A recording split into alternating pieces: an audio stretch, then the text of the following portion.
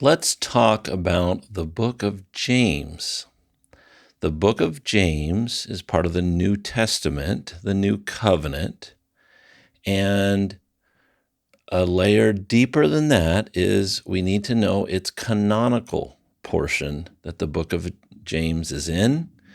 And then I'm going to take you through the intention of James, or the purpose of James, and then how he designed or how he structures his letter, his arguments, taking you through his two purpose statements in the first chapter, then his three essays of wisdom, and then his conclusion statements that he has at the end. That's what we'll be doing in this particular video.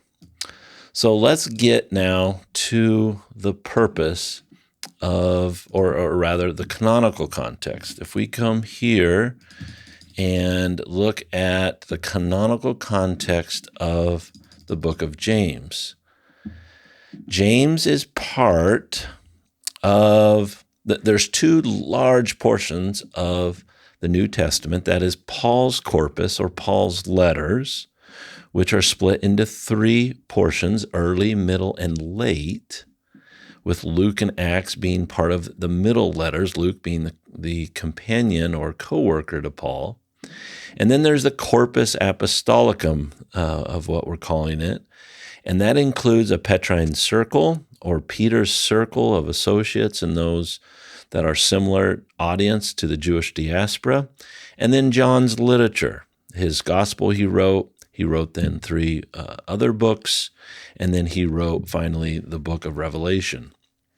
So James fits in the Petrine circle of letters, and these all have the diaspora Jews, or the Jews that were dispersed from the book of Acts. We see it, where they're dispersed out into the world from after Pentecost. And so all of these authors, 1 Peter, 2 Peter, Jude, all written to diaspora churches, Jewish churches. Mark being a co-worker to Peter, just like Paul had Luke.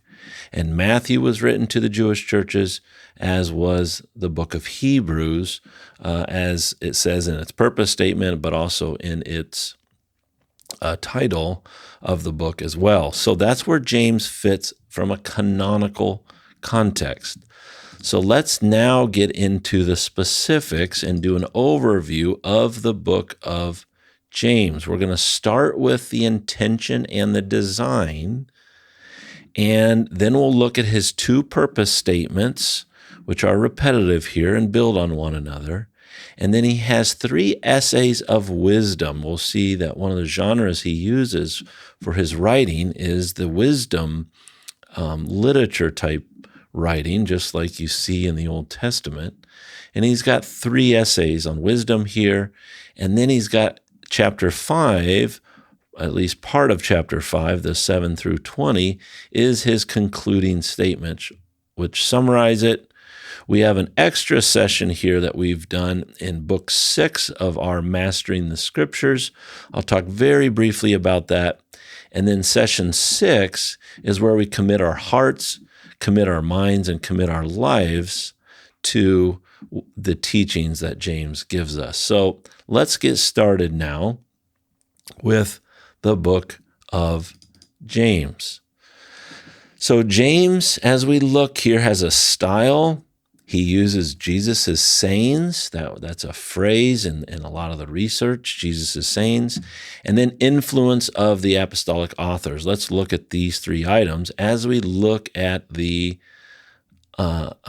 genre and try to understand how James fits inside of the Petrine circle, how it fits his argument in a singular book, and how it fits into the rest of the New Testament. So it's definitely a diaspora letter. The Jewish diaspora, you can see in many different ways, many different aspects that it fits a diaspora letter. There's strong prophetic features. It's encouragement to people in difficult situation. It appeals to the law and to the Torah.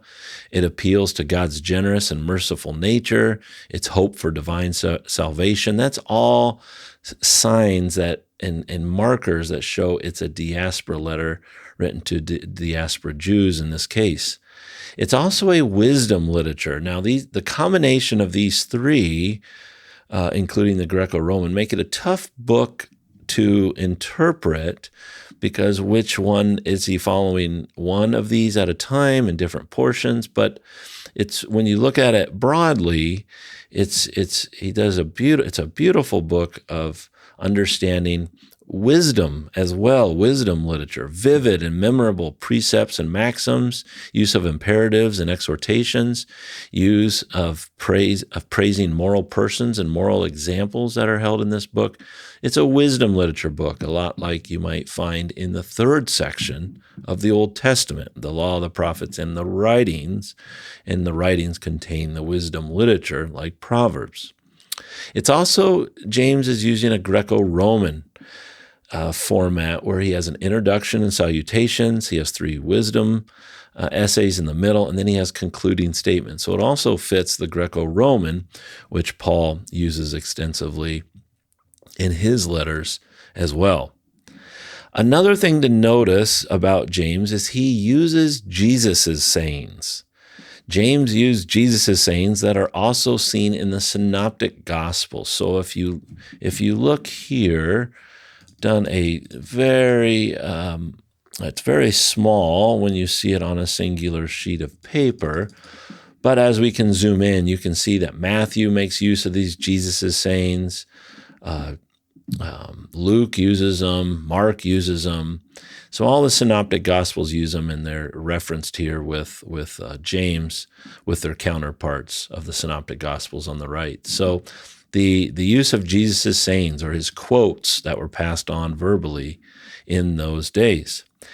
You can also see in this book the influence of the apostolic authors, that is, the authors that were eyewitnesses to Jesus.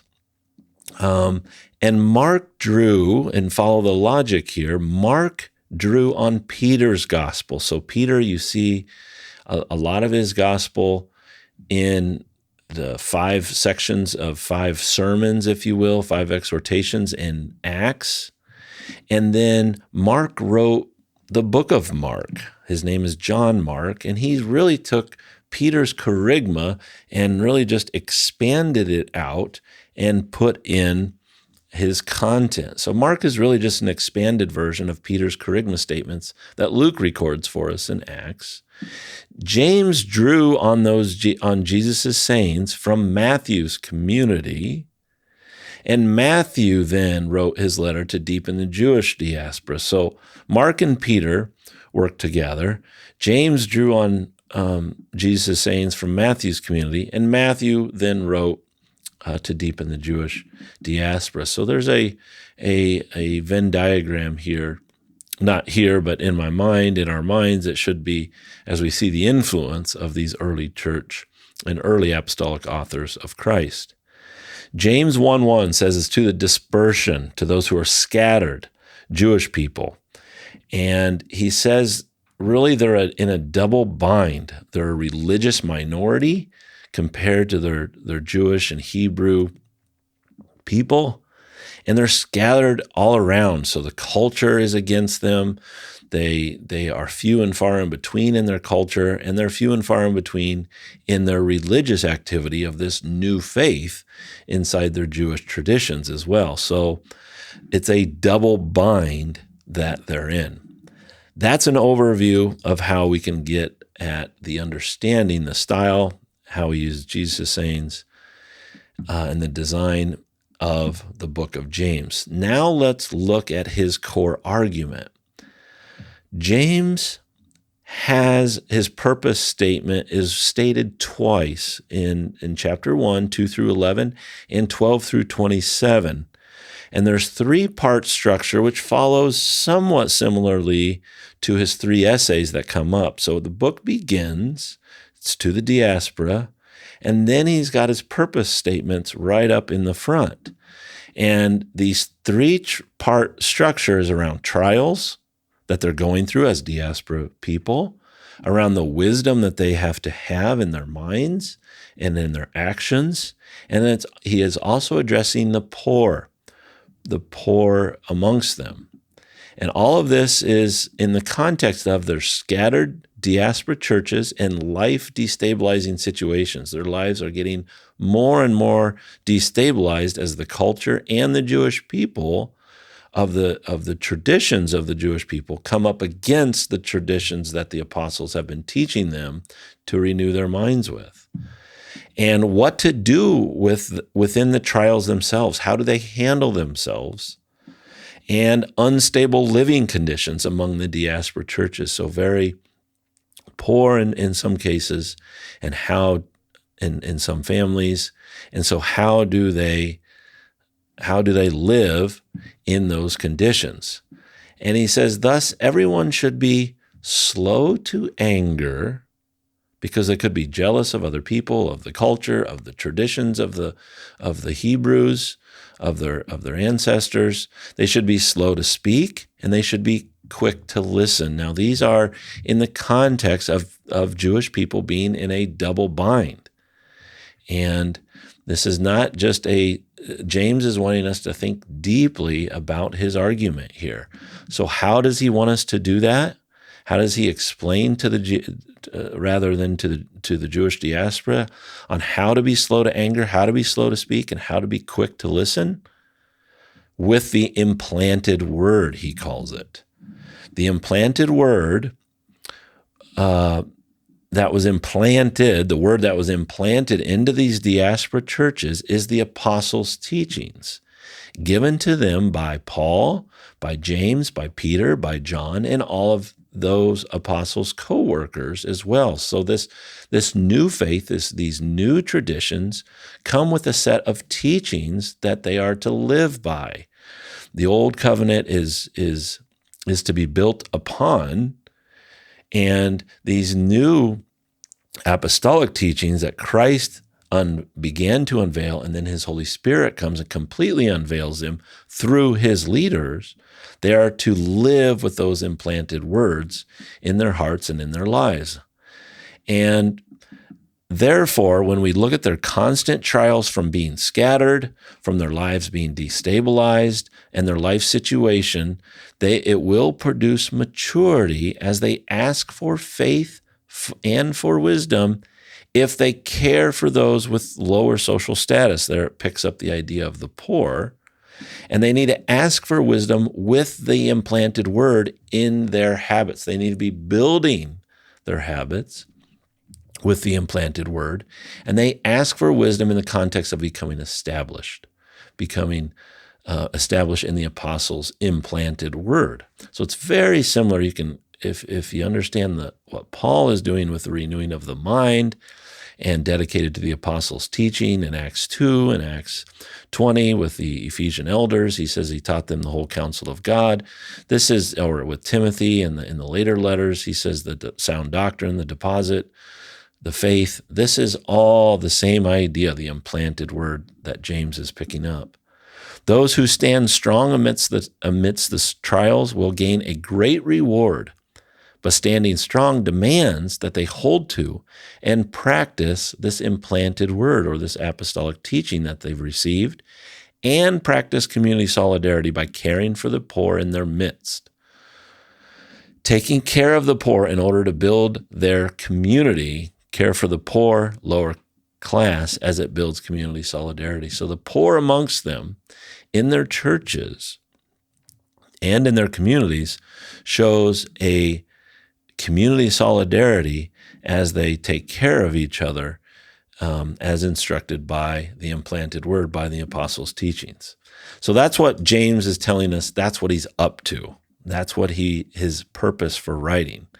Now let's look at the three essays.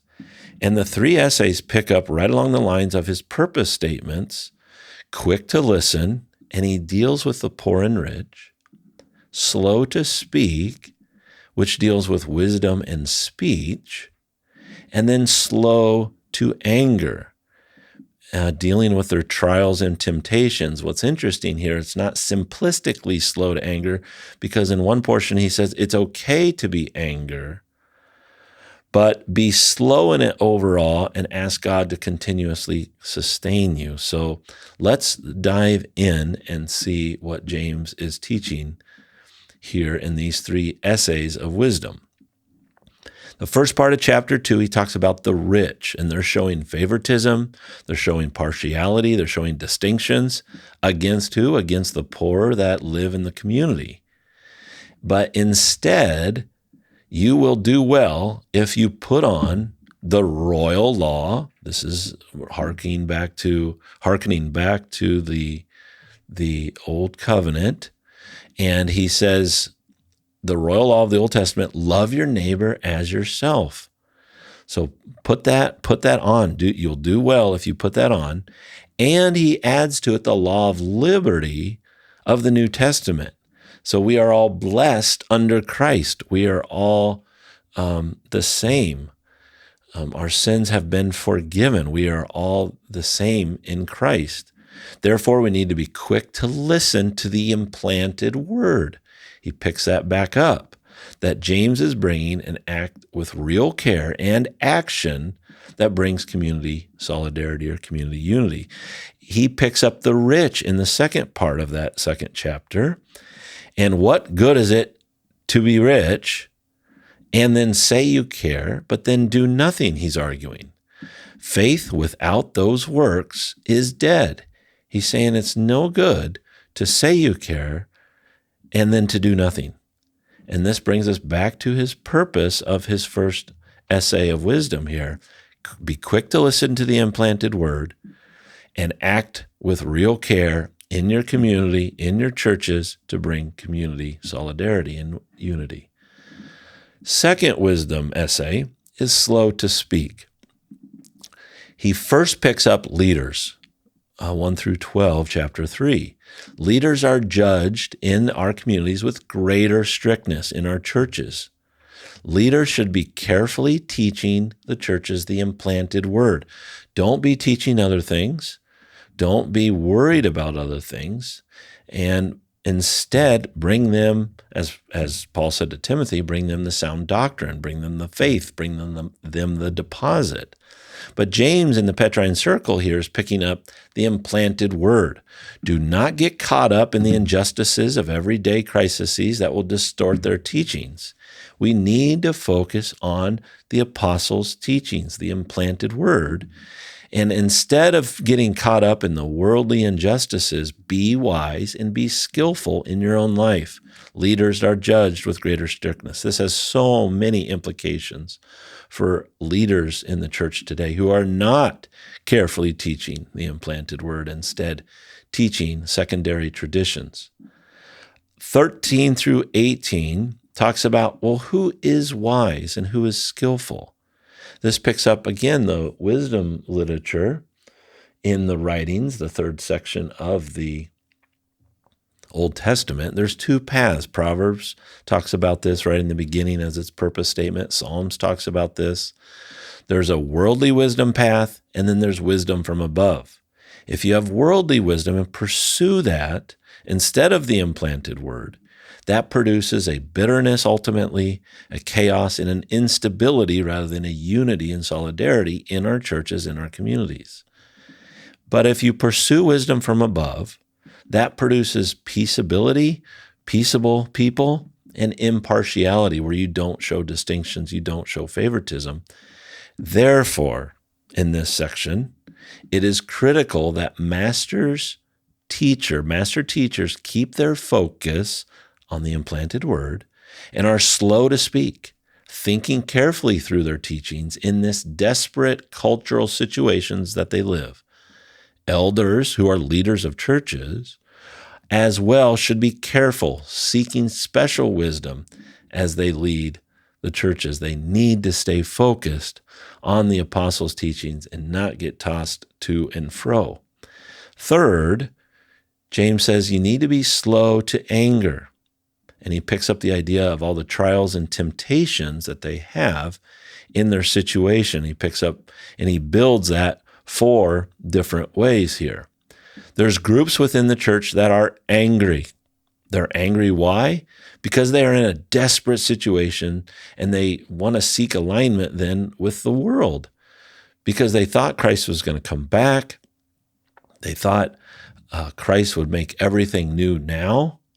And it's resulting in their lives are becoming more and more desperate. The culture is against them. And it's resulting in many conflicts and many disputes that are causing trials and conflict within the churches, and that causes a lot of disunity. We'll get to the therefore for all of these as it builds. 7 through 12, he says, ask correctly within your situation. Ask correctly. So the situations are different. And he says at some point, it's okay to be angry, but be slow to anger and ask God to sustain you. God is not surprised, and God is not happy with or content with the way the world is. So it's okay to be angry, but be slow in your anger and ask God to sustain you as you build your hearts and your mind and your families and your churches in the implanted word of the apostles. And then he says twice, 13 to 17, and in the first part of chapter 5, he says, come now. Come now. He's making an emphasis. Come now, businessmen, those who are more financially secure and more financial capabilities in their communities, do not selfishly boast about going to large urban places and being consumed by money and by pleasure in those areas. He doesn't say don't go. He says don't selfishly boast about it, because it's causing trials and conflicts within the churches, and it's causing disunity. And then he calls out farmers. He says, farmers, do not selfishly defraud those who work for you. Treat them fairly. Paying less, don't pay them less than the sustainable wage that is due to them. So he's saying, he's calling them out. Come now, businessmen, come now, farmers. If, because you're doing some of those things, you're causing trials and conflict within the churches, therefore, make a total commitment from those with some resource to survive this difficult context by using their resources to assist those finding it difficult to survive in the community and finding success for the right reasons. So therefore, those that are businessmen, those that are farmers, do everything you can to sustain the work and sustain the families in the churches for community solidarity. That is the context and an overview of the meat of what James is asking for and teaching them and calling them to do to build solidarity, to be quick to listen, slow to speak, and slow to anger.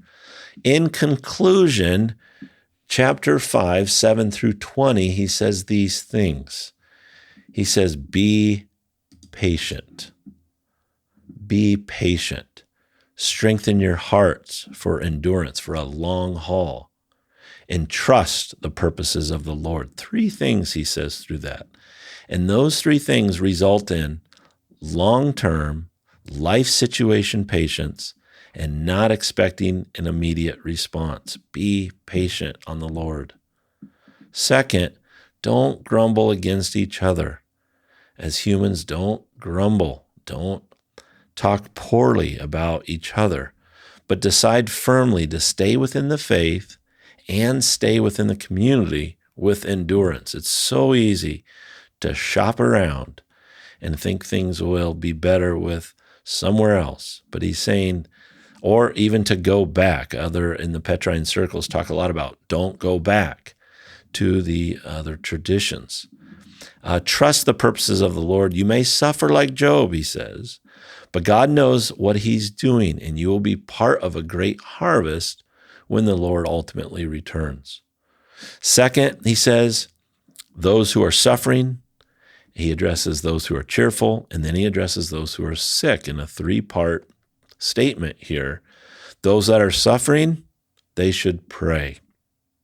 You should pray, ask God for wisdom to handle your situation. He doesn't say get to a different situation. He says ask for wisdom to handle your situation and also to remain in the truth, remain in the implanted word.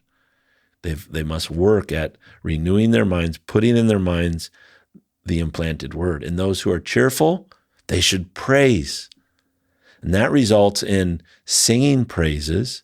And the Greek word there actually means to pluck on instruments, which is an encouragement to others in the community. It brings a positivity, it brings a hope, it brings a joy. So those who are cheerful, they should praise in the community as part of their work.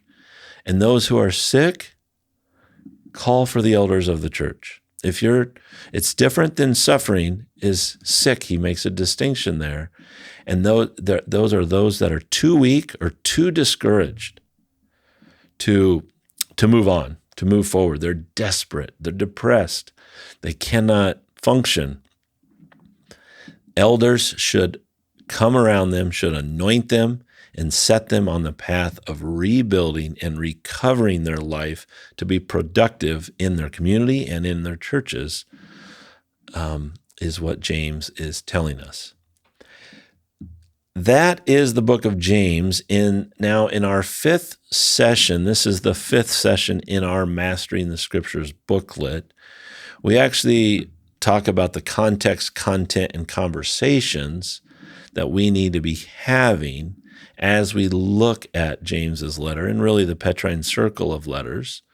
I'm not going to go deeply into this. You can download the page here and look at this. And in session 5 of this book of James, we give you a lot of pages of content on understanding not to write a theological textbook or systematic theology of James, but rather to follow the author's intentions and follow his arguments, his design to pull out the wisdom, keeping his intention and design, and then solving problems in our communities today. It's the principles that he's giving us is the wisdom of Christ, which is applicable for us today. We have to make sure we're pulling out the principles of the author's intent and his design is what that session 5 is about. Now let me spend just a brief amount of time as well about session 6. Session 6 in each of the booklets is taking what the author's intentions and purpose and then his core argument or his structure, his design of the books, and then putting that into our hearts, into our minds, and into our life. So this is makes it much more personal to you and begins to embed it into your life. So let me bring you through committing my heart and then committing my mind and then committing my life. I admit I've only known the book of James as a book that was useful for watching my mouth. Let your yes be yes and your no, no was always said simplistically. And I can still hear the voice of some of my teachers that are yelling that in the school hallway towards me. Perhaps his intentions were good, but what was stirring in my heart at that time was that biblical principles have more depth than simply guiding people not to curse. Am I making excuses for using harsh language with my classmates in the hall when I was in high school? Or was I wrestling with the lack of depth in the modern Christian teachings that Christian leaders were bringing? These thoughts ruled my mind throughout my youthful days. Let me zoom in here for you better here. I was constantly contemplating, how do we know what really mattered? I consistently pressed these philosophical and theological questions to the frustration of most leaders around me, who would respond with Jesus was king and do not curse, rather than engaging me deeper in these conversations. I had a growing dissatisfaction with the simplistic answers, which led to resentment and is still impacting me today. I wanted to get into the depth of these things. Now I'm beginning to see the depth and teachings that this letter brings to us. As I reflect, I desire for my own heart to be convicted and to be permanently transformed by the implanted word. Oh Lord, Our first prayer is for our churches, that the leaders would be quick to listen to your didache on how to live, that they would not be rule-based thinkers, but instead be integrated, principled thinkers that are wise with their speech, leading their entire churches to unity. We pray for everyone in our churches to be totally committed to each other, to attain complete unity of the faith, prioritizing not their businesses, nor even their own family, instead that they prioritize their involvement with their church family. May everyone take responsibility upon themselves to invest into each other's lives beyond the church gatherings, not grumbling about each other, but instead being patient, helping them be skillful with the implanted word that James is talking about. We pray for us as leaders now. There's a leader, Jeff and I will lead with carefulness in teaching the implanted paradigm word, a set of patterns around this implanted word that over the last couple thousand years we've lost track of. May we use parousia, and I'll talk about that in a moment, that produces unity and shows the wisdom from above. May our apostolic co-workers of Build and around the world skillfully know their role in equipping everyone to build complex networks of communities, of churches. May the elders of our churches be true to their souls, with parousia that brings solidarity as they actively pursue the cracks in our leaders and in our networks. That's a prayer. That's a prayer of committing my heart, very personal. Now I want to commit my mind as an example from the book of James. I'm trying to show you how you take the book of James and you do this session 6 that's very specific to you, but you hold on to the core aspects that James is teaching us. I want a clear outline of the book that lives in my mind. I want to be a coherent thinker, ensuring we start with the intended meaning and argument design of James. I'll create a document with these things, putting it on a page to assist in a visual representation and think in a picture. And that is exactly what actually I just took you through in the book of James. And finally, with committing my life, which includes some projects that I want to do and then some habits. Projects, I've got one project here of progressing the gospel by addressing the current cracks in our network. To be wise with the law of liberty, masterfully teaching the implanted word. We have cracks in our network that need to be addressed, and they need to be addressed with the implanted word.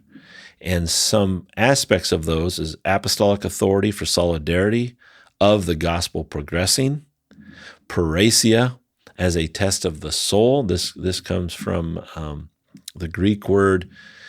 It's actually used as well in Acts 4, where they said they have such an authority, and there's that word parousia. Socrates said that people who are timid actually lack parousia because they're ashamed to take their thoughts through to the very end.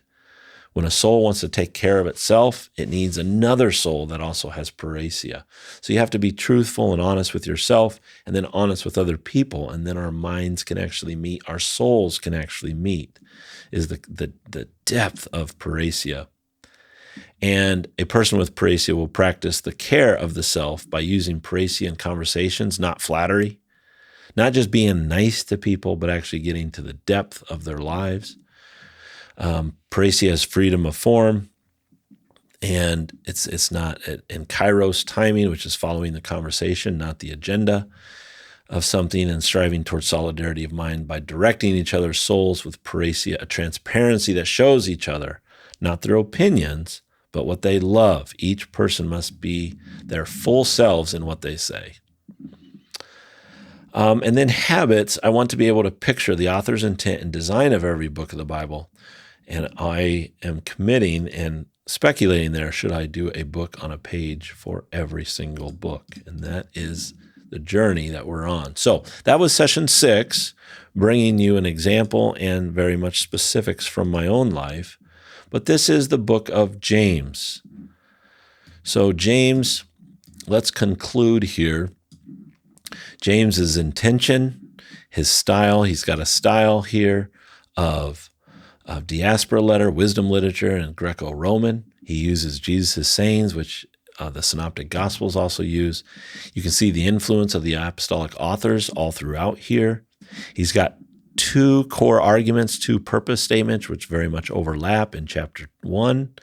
Then he's got 3 essays in chapter 2, chapter 3, and chapter 4 and part of 5.